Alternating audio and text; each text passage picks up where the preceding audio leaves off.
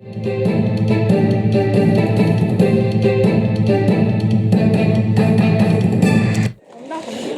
is Takayama, a quiet mountain town, and it's lovely to get away from the crowds for a while. We're going to the early morning market by the river.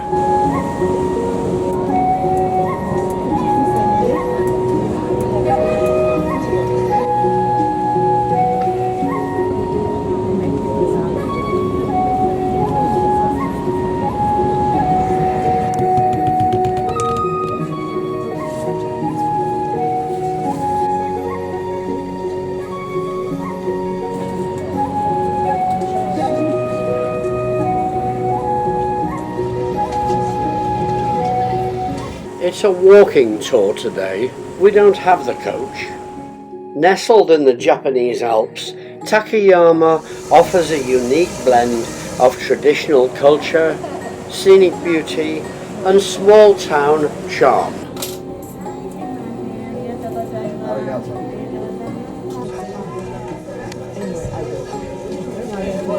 Twice a year they have a parade of festive floats through the streets. We're going to have a look at them. The exhibition hall has 4 floats on display, but there are actually 11 in all.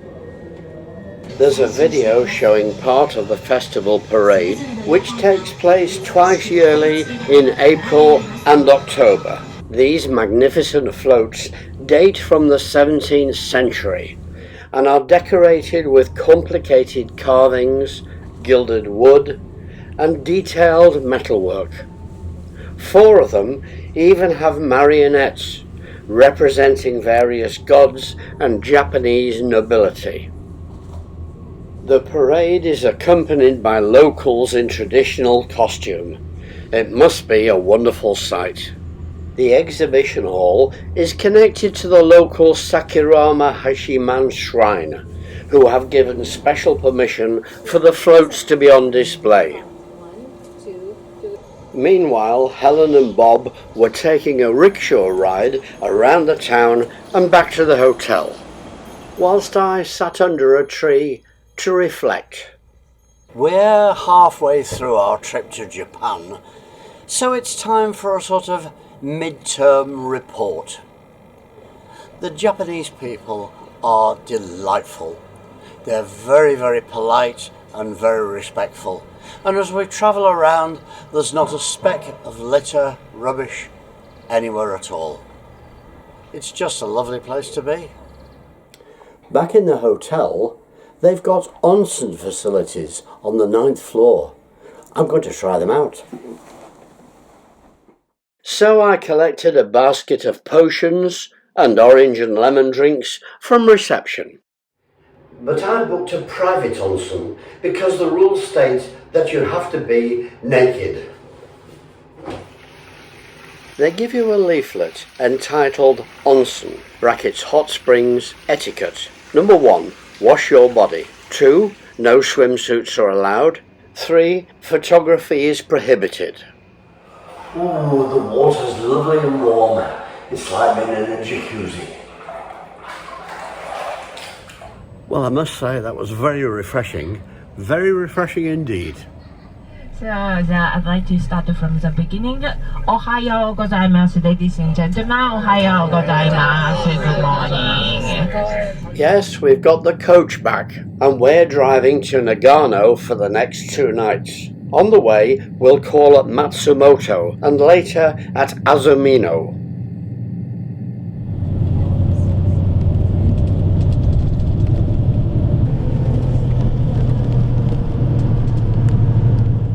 It's a 2.5-hour drive, but the scenery is magnificent.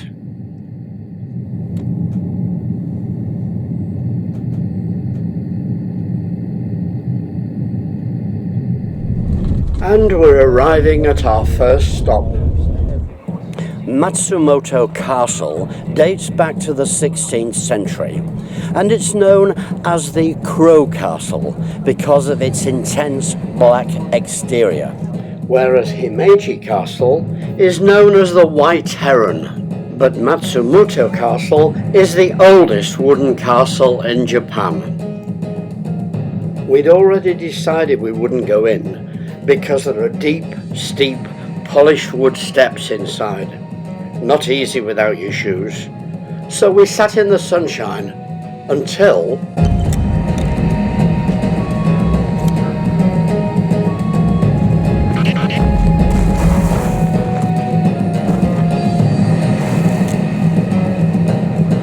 and I didn't flinch. After lunch nearby, we had a short walk round a residential area. We've been fascinated by the number of small, very square-shaped cars that there are here.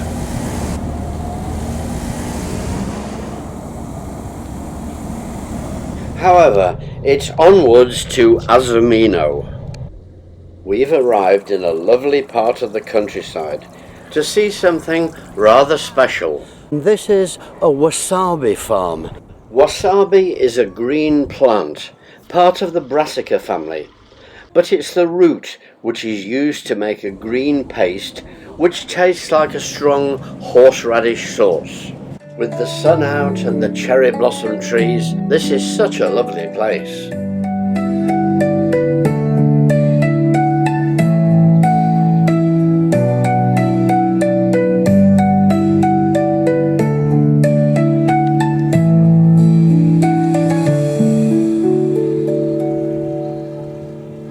Wherever we go, there's always a souvenir shop, and most of them sell boxes of expensive biscuits. It seems to be a thing here in Japan, but the ones we bought were delicious. Good morning. A beautiful day, right? And it's an exciting day, for we're going to see the snow monkeys. It's ironical that Gyokurani Yen Koen translates as Hells Valley Monkey Park, because it will be a good walk, almost 2 kilometers, and some of it's uphill. On our way to see the snow monkeys, we've been walking for about 20 minutes now through the pine forest over very, very muddy and icy paths. You've got to watch your step.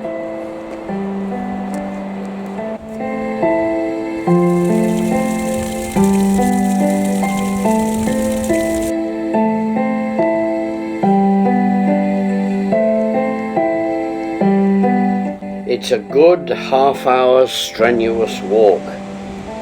They said there'd be steps at the end, so it looks like we're almost there. This is an area of geothermal activity, which is why when it's particularly cold, the monkeys like bathing in their warm pool. At last, the entrance to the park. And once again, we are not alone. This is the home of the Japanese macaques, better known as snow monkeys. These are the only monkeys living under cold weather extremes. However, it's not quite cold enough for the monkeys to bathe in their warm pool.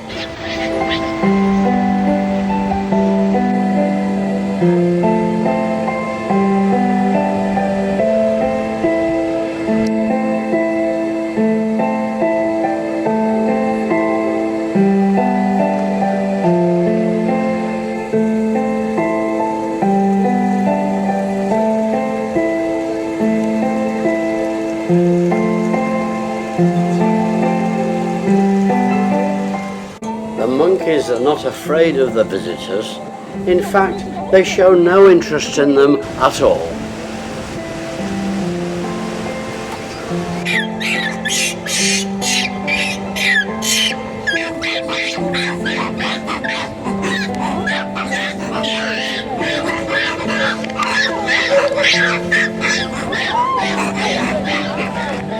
It's feeding time, and the monkeys here live in a natural environment, controlled by feeding rather than fences. But there's a mad scramble at lunchtime to get down to where the man has thrown the food from his bucket.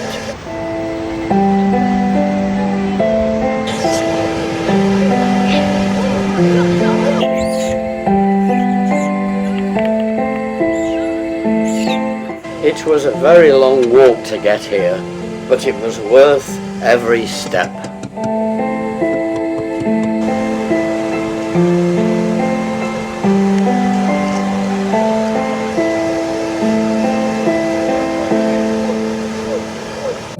Lunch today was served in a rather lavish box.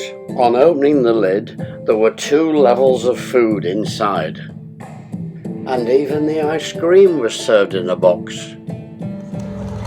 Through prayer, Buddhism emphasizes the attainment of enlightenment. On the way back to the hotel, we stopped at the Zenko-ji temple, which houses a Buddha so secret that no one is allowed to see it. The following morning, we were moving on again, and Yuki was as charming as always. So, please look at this time, 7:52 every day. Thank you very much for your punctuality. Thank you very much. So, we are leaving. We will be driving for some 3.5 hours to stay one night in Mishima.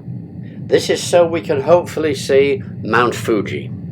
On these long drives, there are always bathroom stops after about an hour and a half. This one's even got a Starbucks and enough vending machines for every drink imaginable.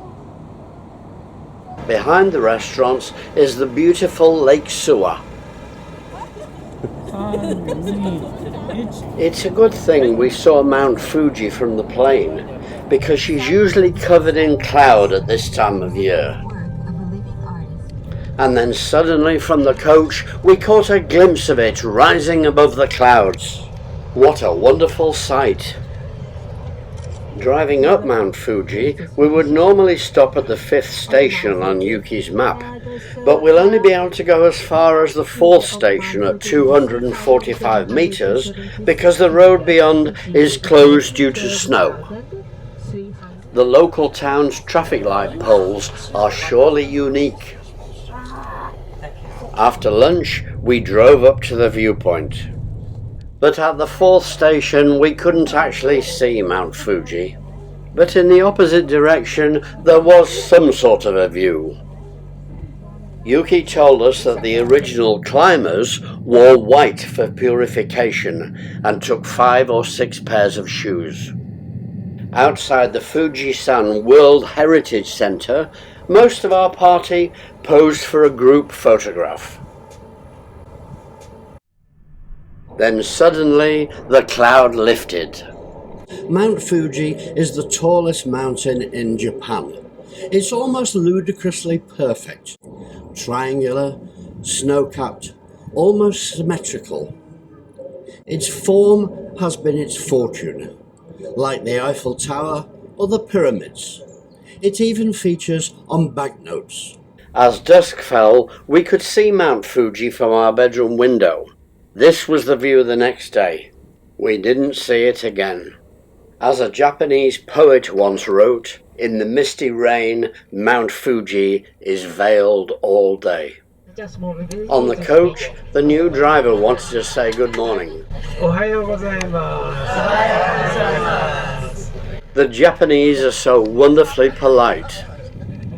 We set off in the rain. We've been lucky, it's the first we've had. This morning's stop is Hakone. Then it's a 2-hour drive to our final destination for the last 3 nights, Tokyo. In Hakone, we're taking the cable car, they call it a ropeway, up the mountain, though I don't think we'll see very much.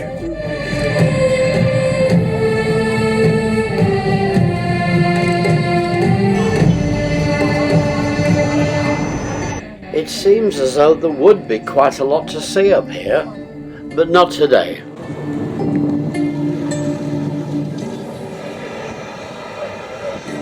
They do, however, have a speciality up here, black hard-boiled eggs. One of our party bought a bag of them and said they were delicious. They also sell black ice cream. And then there's charcoal soap. I think this little dog's got the right idea. Apart from it being wet, it's a chilly 2 degrees. So fortunately, the coach is taking us down out of the cloud for a short cruise on Lake Asher.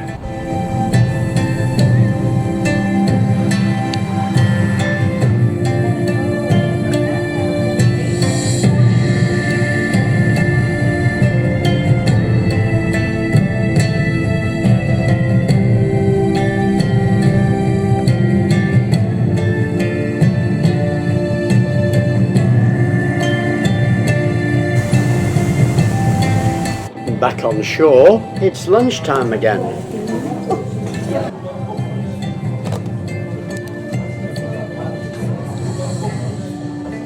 And here's the sweet, 2 lychees and a cherry. Some 2 hours later, by the time we arrived in Tokyo, it had stopped raining. After checking into the hotel, we have free time, so we're going right across Tokyo for a unique experience. This is Team Lab Planets. With your entire body, immerse, perceive, and become one with art.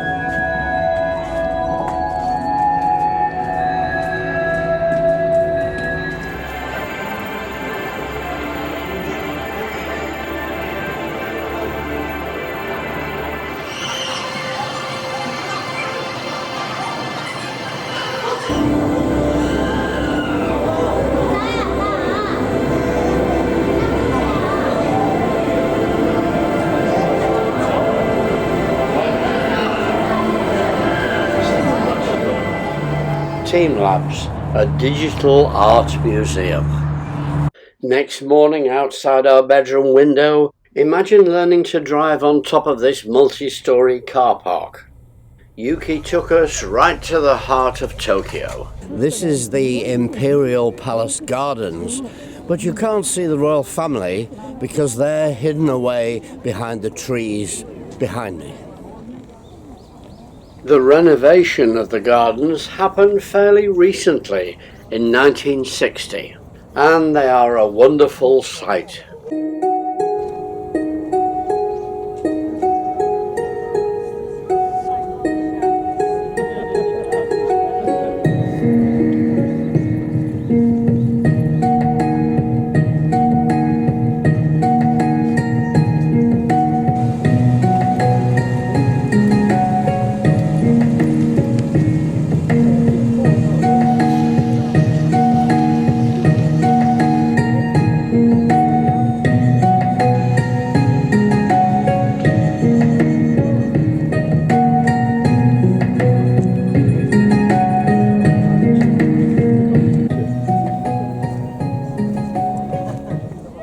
We joined the crowds again to visit a very important shrine. The Meiji-Jigyu Shrine was established in 1920 to commemorate the virtue of Emperor Meiji and Empress Shokan, who founded modern Japan. The shrine was burned down in 1945 in the air raids, but rebuilt in 1958. Parents bring their 1-month-old babies to the shrine to be blessed. And there's a wedding taking place.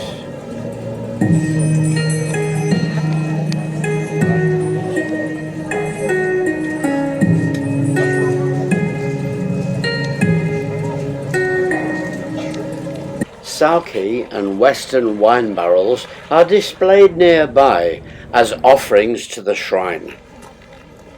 At our next stop, it was even busier as we visited the famous Shibuya crossing, the world's busiest.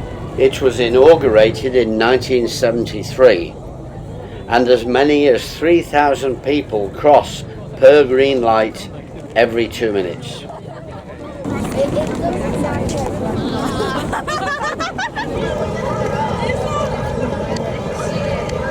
The side streets round here are just as busy.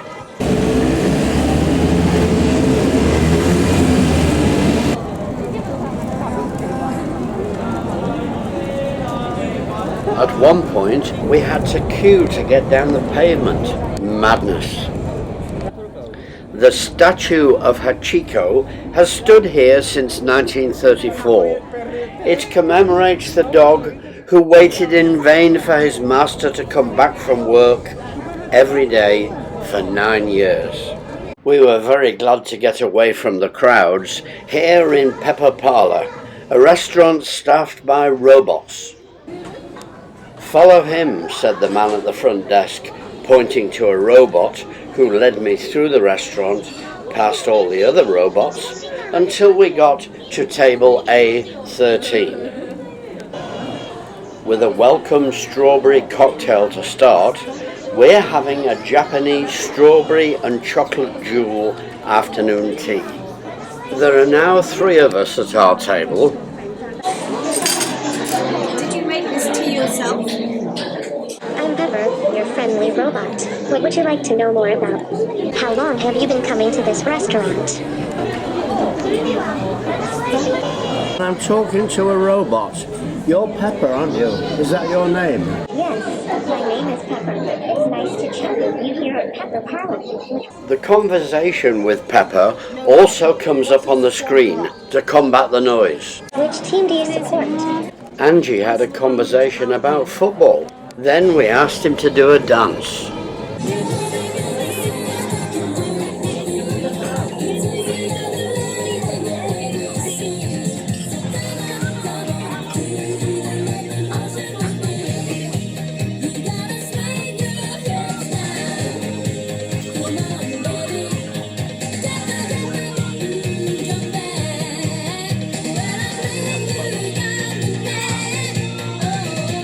Well, that was just great. Pepper Parlour, a robot restaurant. This is the Akihabara area of Tokyo, known as Electric Town. It became famous after World War II as a centre for electronic household goods. To Yodobashi Camera. Thank you very much for visiting Yodobashi Camera today.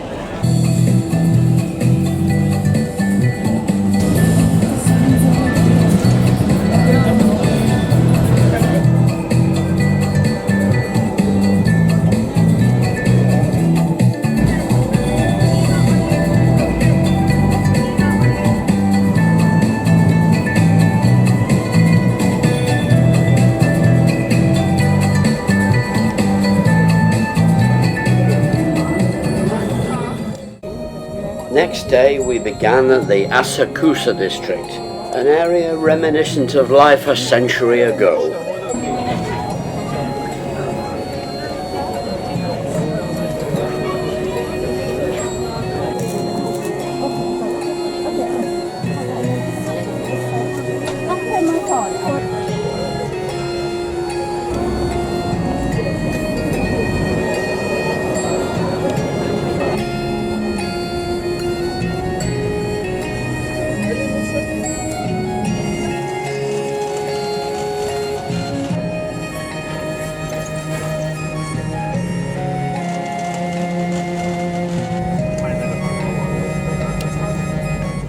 The Sensoji Buddhist temple is the most widely visited religious site in the world, with over 30 million visitors.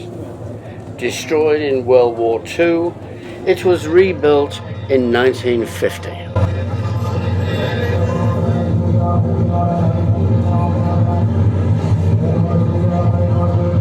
The site also contains very large gates and a 5-story pagoda. Fortune sticks are always very popular at these sites, so I thought I'd try one. So the idea is that you drop 100 yen, which I've done, into this little slot, and you pray for your wish and shake the box politely a few times. So when you've shaken the box and eventually you've got your stick, you look at the number on the stick, and this says 61, and you find draw 61. One of these out of here, put the stick back into there, and you read your fortune. You're always worrying about how long does it take to solve your past misdeed. It's all Japanese to me. But there's always a solution.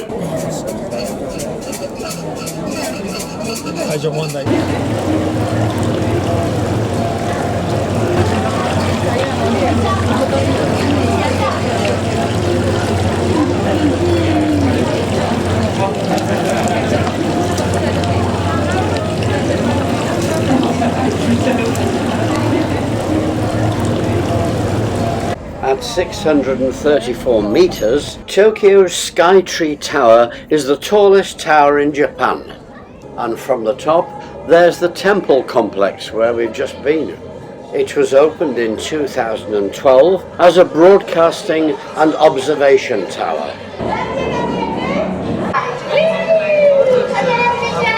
The windows are angled so that the views from the top are stunning. This afternoon we have free time, so we're taking the metro to see the Japanese obsession. It's Sakura, cherry blossom time. The seasons are very important to the Japanese and something to be celebrated. They picnic under the trees and stare at the blossom. The Japanese find the blossom unbearably poignant. There's this beautiful little organism that grows and dazzles, but in little more than a week it falls to the ground. It's a reminder that our lives are painfully brief. No other country in the world celebrates anything quite like this.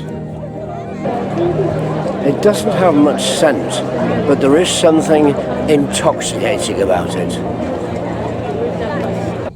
And so we're driving towards our last evening together. Tonight's dinner is on a traditional Yakarta boat on the Sumida River. Once again, you leave your shoes at the door, and the food is laid out on low tables with footwells. This is going to be a little bit of a challenge.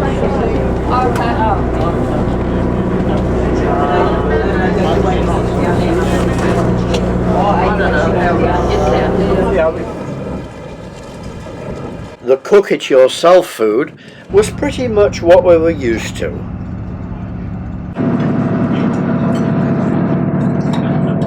This is wasabi. It's a bit spicy, it's a bit like horseradish sauce. Very nice. A bit later, we dropped anchor to admire the surroundings. To go up on deck, you slipped into plastic slippers. At 4:45 next morning, this lovely taxi took us to the airport for our flight home. But earlier, I'd recorded my final thoughts. We've come to the end of our 2 weeks in Japan. It's been fast and furious, but definitely the trip of a lifetime. Japan, where the old shakes hands with the new. But it's the people that really make it. They are polite, welcoming, and have manners not seen anywhere else in the world.